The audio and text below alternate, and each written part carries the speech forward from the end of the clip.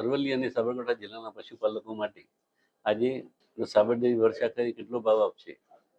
ચાલુ સાલે દરેકની માગણી પ્રમાણે સાબરડેરી 960 રૂપિયા પ્રમાણે ભાવ ચૂકવ્યો હતો અને આજના નિર્ણયમાં નિયામક મંડળે જે 995 રૂપિયા ભાવ નક્કી કર્યો હતો એ ચૂકવવાનું આજે બધાની બેઠકની અંદર નક્કી કરવામાં આવ્યું અને બાકીના 25 રૂપિયા એજીએમની મંજૂરીની અપેક્ષાએ ભાવ ચૂકવવાનો આજે નિર્ણય નિયામક મંડળે કરેલ છે. 95 પ્રમાણે જે 25 રૂપિયા બાકી છે એ પૈસા અમે ચૂકવવા માટે પ્રયત્ન કરીશું વહેલી તકે.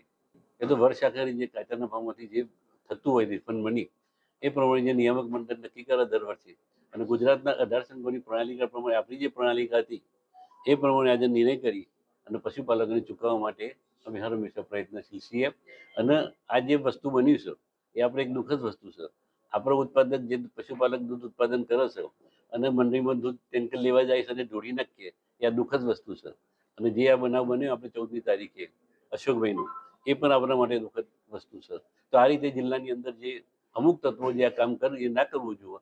અને સરવારે પશુપાલકની સંસ્થા છે અને પશુપાલકોને જ નુકસાન થઈ રહ્યું છે અને સંસ્થાને પણ નુકસાન સાથે થવાનું છે.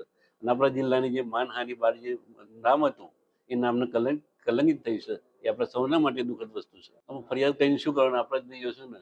આમાંથી દરેક મારા દરેક સભાસદ ભાઈ નમ્ર વિનંતી છે, પ્રેમપૂર્વક શાંતિથી દૂધ ભરાવે.